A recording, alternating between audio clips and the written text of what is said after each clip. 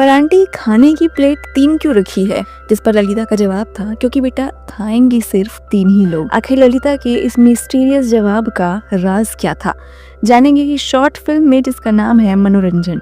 तो कहानी की शुरुआत होती है हमें ललिता को दिखाते हुए। आज रात को उसका मूड बहुत ज्यादा खराब था, और हो भी क्यों ना, पूरे परिवार के साथ उसने डलहौजी जाने का प्लान बनाया था। लेकिन ऐन वक्त पर ललिता के पति सत्यनारायण जी के बेस्ट फ्रेंड का बेटा पढ़ाई करने शहर आ रहा है, तो वो अब 3 महीने इन्हीं के साथ रहने वाला है। ललिता का तो डलहौजी जाने का पूरा प्लान कैंसिल हो गया था, तो ऐसे में उसकी नाराजगी तो बनती थी।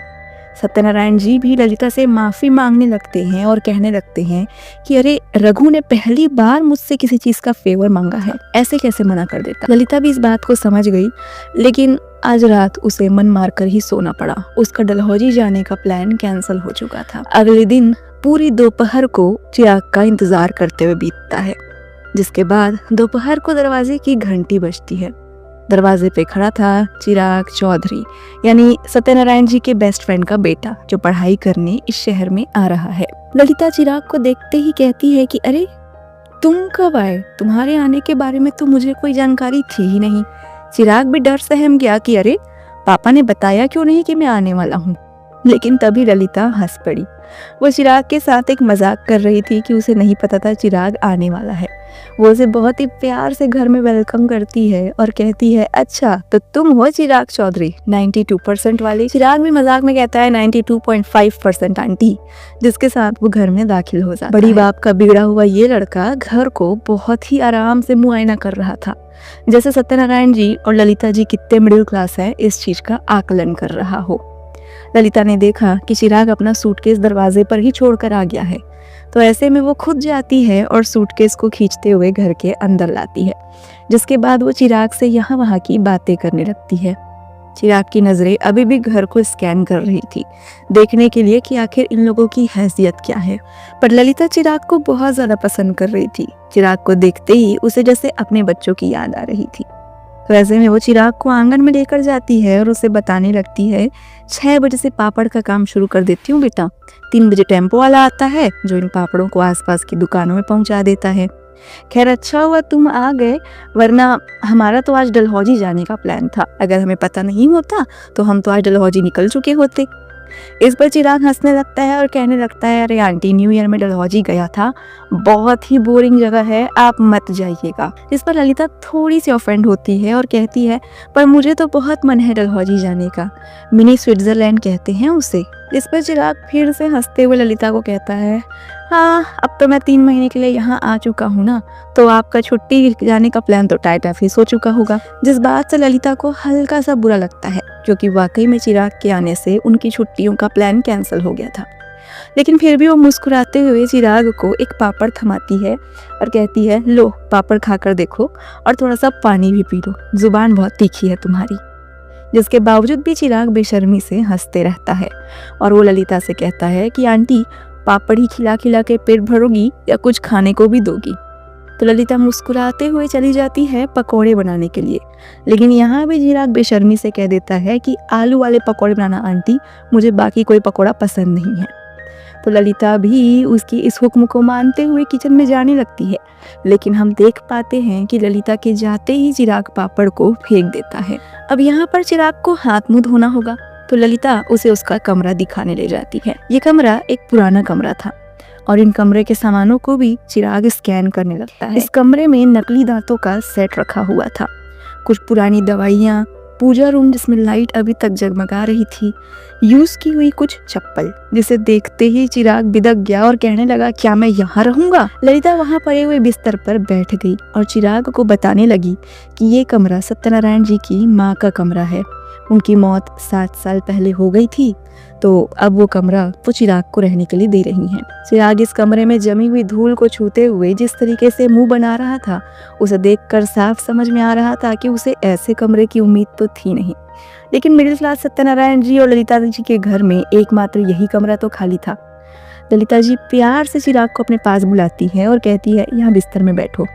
तो चिराग भी मुंह बनाते हुए बिस्तर पर बैठ जाता है। ललिता जी बताने लगती हैं कि ये सत्यनारायण जी की माँ का कमरा है। 7 साल पहले माँ जी पूजा करने के लिए मंदिर गई, पर वहाँ से कभी वापस नहीं आई। अब इस बात को भी चिराग मजाक में उड़ाते हुए कहता है, आंटी आप मजाक कर रही हो ना। लेकिन अब तो ललिता की सब्र का बांध टूट गया था। वो चिराग पर चिल्लाते हुए कहती है कि क्या मैं तुम्हारी उम्र की हूँ जो हर समय मजाक करती रहूंगी, और ये कोई मजाक करने की बात है चिराग। चिराग को हल्की सी शर्मिंदगी महसूस होती है, तो वो बात को संभालते हुए कहता है कि मेरी भी दादी पिछले साल ही गुजरी हैं, मैं उनका सबसे फेवरेट पोता था, लेकिन उनके जाने का मुझे कोई गम नहीं है, मुझे उनकी याद नहीं आती। जिस पर ललिता कहती है कि मुझे माँ जी की बहुत ज़्यादा याद आती है, अपनी बहू से ज़्यादा बेटी समझ के उन्होंने रखा था और मुझे बहुत ज़्यादा प्यार दिया था। तुम हाथ मुँह धो लो क्योंकि टेम्पो आ रहा होगा, मुझे पापड़ पैक करनी है। ये कहते हुए ललिता उस कमरे से चली जाती है और चिराग अभी भी जजमेंटल रूप में उस कमरे को देख रहा था। उस कमरे में रखे हुए नकली दांतों के सेट को देखकर उसे काफ़ी घिन आ रही थी, तो वो हाथ मुँह धोने के लिए बाथरूम में जाता है। बाथरूम भी काफ़ी पुराना और आउटडेटेड था। ऐसा लग रहा था जैसे ये बाथरूम अभी भी इस्तेमाल में आता है। कुछ पुराने कपड़े थे जो वहाँ लटके हुए थे और सामने में एक ब्रश भी रखा हुआ था जो शायद किसी ने यूज़ किया हुआ था। वो फिर से घिन में भर चुका था और अपने मुंह को साफ करता है, लेकिन जब वो टॉवेल को उठाता है तो ऐसा लग रहा था जैसे ये टॉवेल भी किसी ने यूज़ किया हुआ है। अब यहाँ पर चिराग को हल्का हल्का डर लगने लगता है, क्योंकि माँ जी तो मर चुकी है, लेकिन इस कमरे की हालत को देखकर ऐसा लग रहा था जैसे ये कमरा अभी भी इस्तेमाल में आ रहा है और माँ जी का एक सामान भी यहाँ से हटाया नहीं गया था। चिराग के मन में काफ़ी ज़्यादा डर पैदा हो गया था, तो ऐसे में वो कमरे में लगे हुए एक पीछे वाले दरवाजे से थोड़ी सांस लेने के लिए बाहर निकलता है। लेकिन जो दृश्य वो देखता है वो देखकर उसका डर 4 गुना बढ़ जाता है। ललिता कहकर गई थी कि टेम्पो वाला आ रहा है, पापड़ की डिलीवरी करनी है, लेकिन सारे बने हुए पापड़ को वो घर के पीछे पड़े कुएं में फेंक रही थी। उसकी आंखों में एक अजीब सी मिस्ट्री बना था, एक अजीब सा खौफ, जैसे कि वो किसी मंत्र का जाप कर रही हो और ये पापड़ आहुति के रूप में यज्ञ के जैसे कुएं में फेंक रही हो। इतना देखकर चिराग का डर जो पहले 4 गुना था वो अब 10 गुना हो चुका था। कमरे के अंदर आकर वो स्मोकिंग करने लगता है, लेकिन तभी पापड़ बन चुके थे ऐसी आवाज़ उसे आती है, तो अपने जलते हुए सिगरेट को वो बाथरूम में फेंकते हुए बाहर निकलता है। अब ललिता और चिराग डाइनिंग टेबल में बैठे हुए थे और चिराग मज़े से पकौड़ों को खा रहा था। यहाँ पर पढ़ाई की बात उठती है, जिस पर ललिता चिराग को अप्रिशिएट करते हुए कहती है कि बहुत अच्छी बात है कि वो यहाँ कोचिंग करने आया है। लेकिन घमंडी चिराग थोड़ा ओवर कॉन्फिडेंट भी था। वो और कॉन्फिडेंस से कहने लगता है कि मुझे कोचिंग की ज़रूरत है नहीं आंटी, पता नहीं पापा ने 3 महीने यहाँ कोचिंग करने क्यों भेज दिया, और वैसे भी इस फुद्दू से शहर में रखा क्या है, और यहाँ की कोचिंग भी कौन सी हाई क्लास होने वाली है, और वैसे भी मैं तो बिना पढ़े भी पास हो ही जाऊँगा। जिस पर ललिता एक जेंटल मदरली वाइब के साथ उसे कहती है कि बेटा पढ़ाई लिखाई तो बहुत ज़रूरी होती है। अब मेरे बच्चों को ही देख लो, एक रंजन और एक रजनी। रंजन एनडीए में है और रजनी होटल मैनेजमेंट कर रही है। दोनों में लाइफ में काफ़ी ज़्यादा सेट है। यहाँ पर चिराग को एहसास हो गया था कि पकोड़े तो आलू के ही बने हुए हैं, यानी जैसा उसने आंटी से फरमाइश किया था पकोड़े तो बिल्कुल वैसे ही बने हैं। वो पकोड़ों के बारे में कुछ बात करना भी चाहता था, लेकिन ललिता अपने बच्चों की बातों में इतनी ज़्यादा मगन थी कि वो चिराग की बातों पर ध्यान ही नहीं दे रही थी।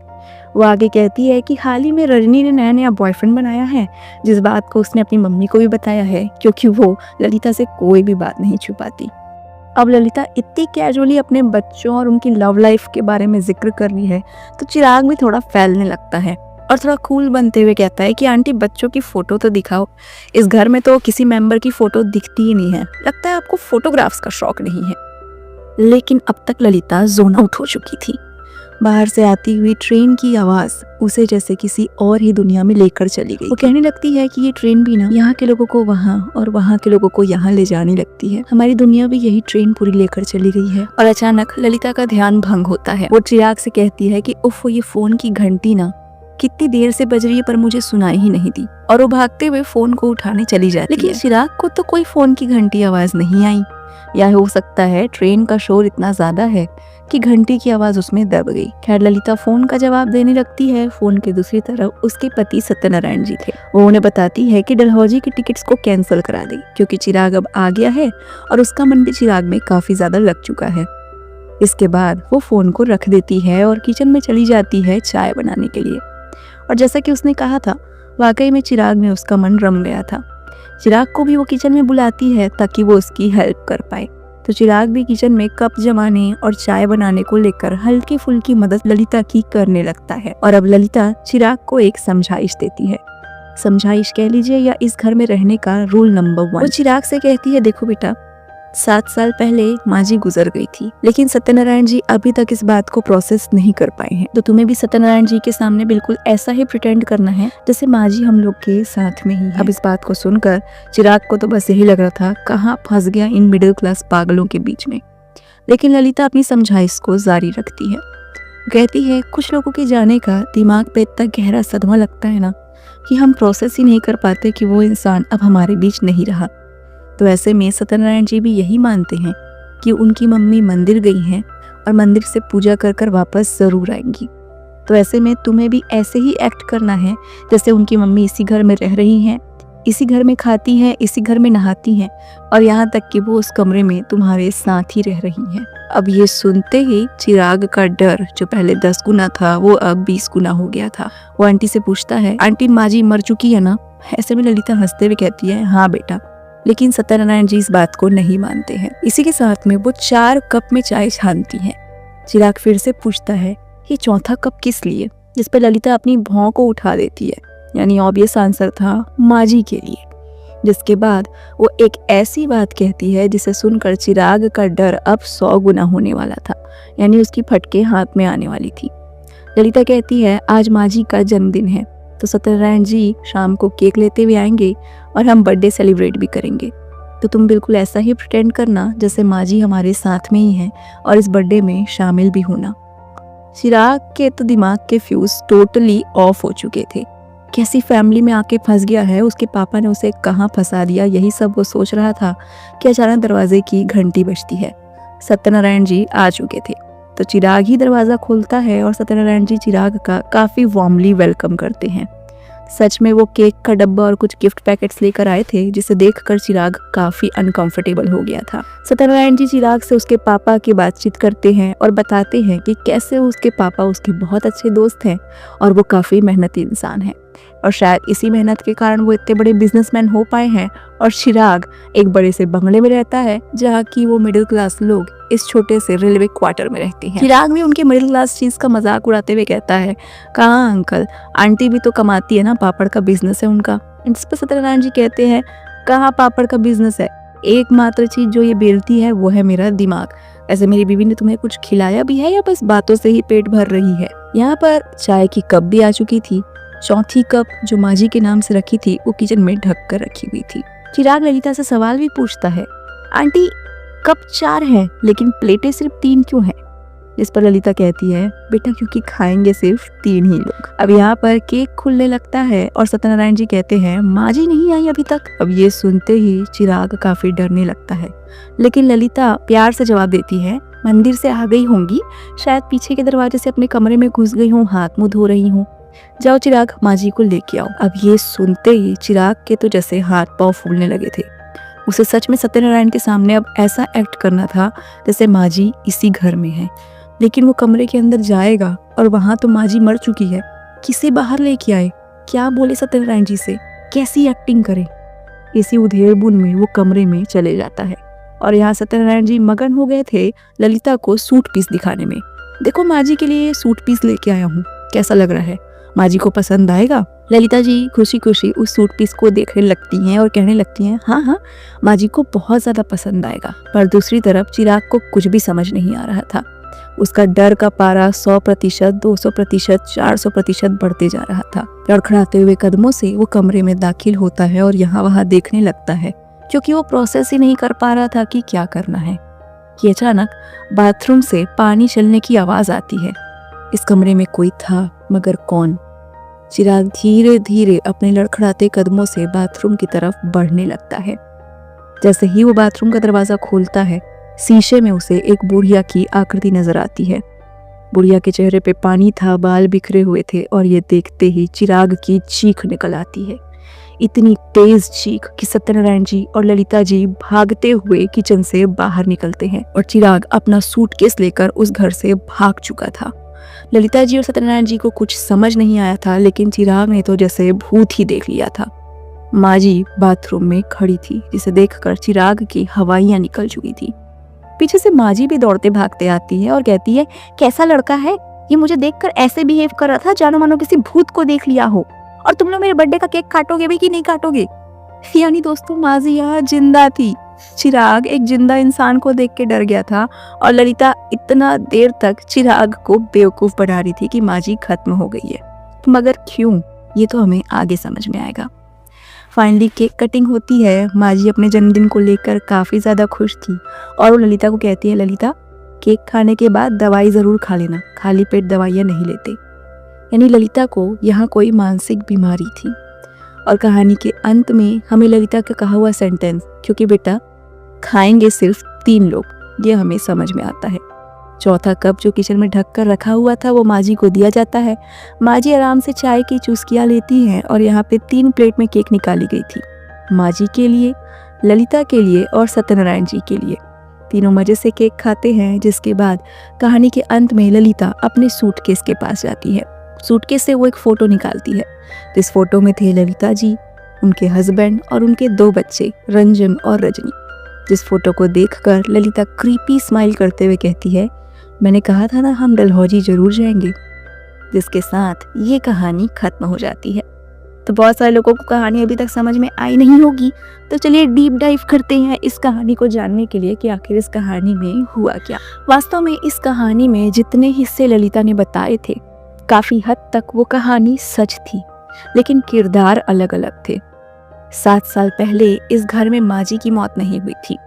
7 साल पहले अचानक रंजन और रजनी, जो कि ललिता और सत्यनारायण के 2 बच्चे थे, खेलते खेलते बाहर निकल गए थे और ट्रेन की पटरी के पास उनका एक दुर्घटना में मौत हो चुका था। उन बच्चों की कटी पटी लाश को ललिता जी और सत्यनारायण जी ने अपनी आंखों से देखा था, लेकिन वो गिल्ट में इतने ज्यादा भर गए थे कि किसे दोष दें समझ नहीं आ रहा था।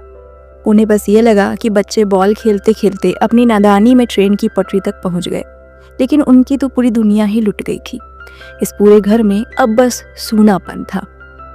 बच्चों की जिद पर ही 30,000 की एफडी तोड़कर ललिता जी अपने बच्चों को डलहौजी लेकर गई थी और अब बच्चों की मौत के 7 साल बाद वो फिर से डलहौजी जाना चाहती थी और शायद अपने बच्चों की आत्माओं से उसने प्रॉमिस भी किया था कि बच्चों को फिर से डलहौजी लेकर जरूर जाएगी।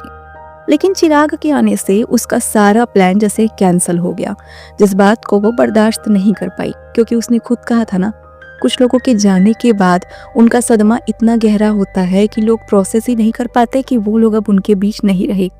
कुछ ऐसा ही हाल ललिता का था। भले उसके बच्चे मर गए थे, पर उसके डलहौजी जाने के प्लान को एक बाहर का आया लड़का कैंसिल कर देगा, ये चीज उसके बर्दाश्त के बाहर थी। तो उसने इतना बड़ा प्लान रचा। उसने ऐसा प्रिटेंड किया कि माजी मर चुकी है। पूरी कहानी को इस तरीके से बुना जिससे चिराग को यकीन आ गया कि वास्तव पागल तो सत्यनारायण जी हैं और चिराग को बस एक्टिंग करना है कि माजी जिंदा है। पर चिराग मान चुका था कि माजी खत्म हो चुकी है। तो ऐसे में शाम को जैसे ही उसने माजी को देखा, उसे सदमा लगा कि उसने एक मरे हुए इंसान को देख लिया है। और ललिता भी इस बात को कह दी कि हाँ, चिराग की दादी 1 साल पहले खत्म हो गई थी ना, शायद वो बेचारा सदमे में आ गया। इस तरीके से वो दोनों तरफ से खेली और क्लीन चिट होकर बच गई। लेकिन दोस्तों, एज अ व्यूअर आपको चिराग के लिए बिल्कुल बुरा नहीं लगेगा। ललिता जी और सत्यनारायण जी वैसे भी बच्चे के प्यार के लिए तरस रहे थे। 7 साल से उनके घर में एक अजीब सा सूनापन था। चिराग के आने से घर में खुशहाली आ गई थी, जिस बात को सत्यनारायण जी एक्सेप्ट कर चुके थे। लेकिन ललिता जी मानसिक रोगी थी, जिस बात को हमें कहानी के एंड में दिखा भी दिया जाता है, जब उनकी मम्मी उन्हें दवाई लेने के लिए हिदायत देती हैं। शायद चिराग एक इनोसेंट बच्चा होता ना, तो ललिता जी भी अपने डलहौजी जाने का प्लान कैंसिल नहीं करती, क्योंकि चिराग में उसे अपने बच्चे दिखते और शायद 3 महीने चिराग के साथ रहते रहते ललिता जी का मन भी बहल जाता। लेकिन चिराग का एटीट्यूड और एरोगेंस एज अ व्यूअर हमको शुरू से दिखाया जाता है। जैसे उसकी एंट्री होते ही वो सूटकेस को खुद अंदर नहीं लाया था, वो ललिता जी को जैसे कमांड करा था कि मेरा सूटकेस उठाकर लाओ और कमरे में रखो। इसी के साथ वो आदमी अपनी अमीरी में इतना मशगूल था कि इस मिडिल क्लास फैमिली को कई पॉइंट्स पर जज कर रहा था, चाहे वो उनका घर हो, चाहे उनके रहने का तरीका। अपने परसेंट तक को बोलने के लिए वो ललिता जी को करेक्ट कर रहा था कि 92 नहीं 92.5% आए हैं मेरे। इसी के साथ कभी वो इस शहर की बुराई कर रहा था, कभी कोचिंग की, और इवन ललिता जी के प्यार से दिए गए पापड़ को भी वो फेंक देता है, खाता नहीं है।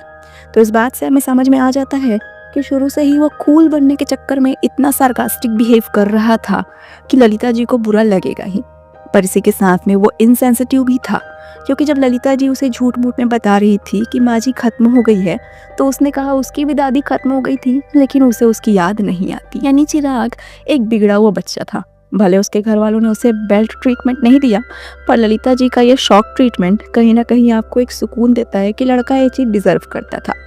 और फाइनली ललिता अपनी फैमिली के साथ अपने बच्चों की याद को फिर से जीने के लिए डलहौजी जा रही थी। यहीं पे यह कहानी ख़त्म होती है। ऑब्वियसली आपको ये फील गुड मूवी बहुत पसंद आई होगी, तो ऐसे ही और शॉर्ट वीडियो देखने के लिए हमारे चैनल को सब्सक्राइब ज़रूर करिएगा।